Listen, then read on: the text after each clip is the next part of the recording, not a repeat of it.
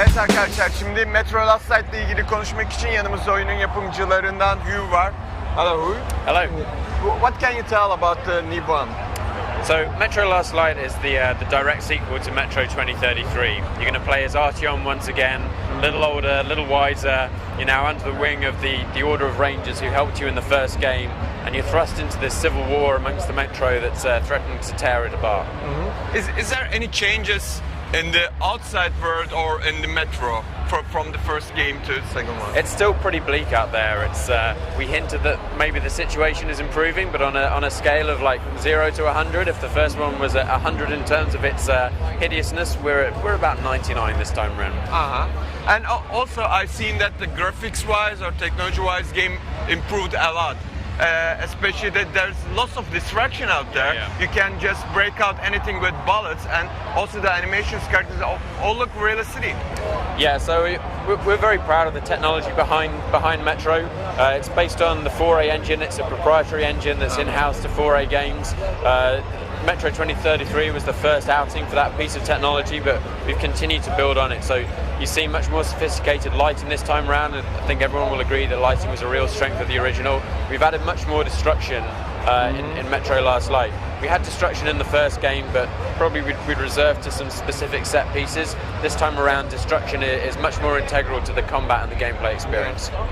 But what can I see from the demo? We've seen small parts from a couple of levels, I think. And it's really hard to cover yourself, because whatever you are behind usually gets distracted, turned piece to piece.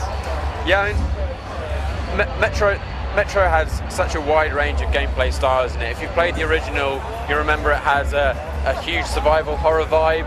Then there are these exploration sections when you get to explore the stations, combined with the kind of combat and stealth elements. It's really difficult to encapsulate all of that in an E3 demo. So what we really wanted to do this E3 was show one of the more action-heavy sequences, some cinematic moments, some combat and all-out action, just really to show how we've improved on the original, because this is a key area of development for us. But when we next show you the game, when we have a little bit more time, hopefully we'll be able to show you all of those other elements that fans of the original will remember. Yeah. Talking about cinematic moments, the scene with all those riot propaganda was quite cool, moving cool between all those people, then just running around. Yeah. Is there? Will this time the game will have those kind of moments, those kind of scripted nice moments? Yeah, you know, Metro Last Light is going to be filled with these kind of set piece moments.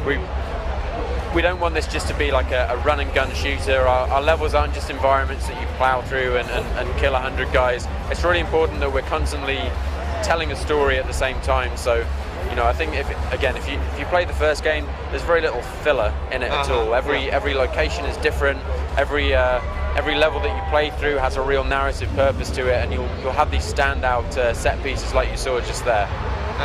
So what can you tell about the length of gameplay and the array of the maps? Is it how you can compare with the first Metro?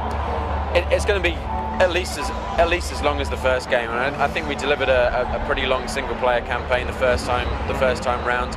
We're absolutely going to deliver another game of equal length. So what I wonder about the Metro is, since it sets in the Metro itself, in the Moscow Metro, probably its boundaries are well set, because it's the Metro. Do you have any plans for the further games? Probably, if you do 5 Metro games, you can't stay there.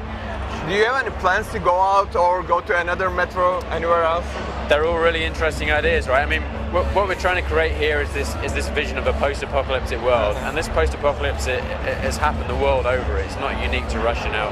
Right now, we're telling the story in the Moscow Metro. It's true to the canon of the books.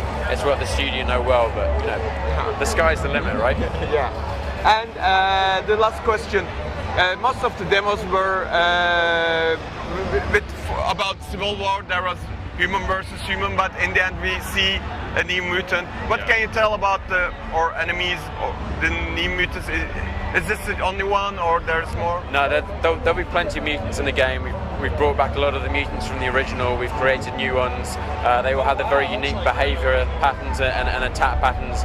We want to kind of leave a few clues in their design so that you can get some idea or speculate as to what kind of creature they may have evolved from. So you may have your own ideas about the mutant that we showed you at the end there.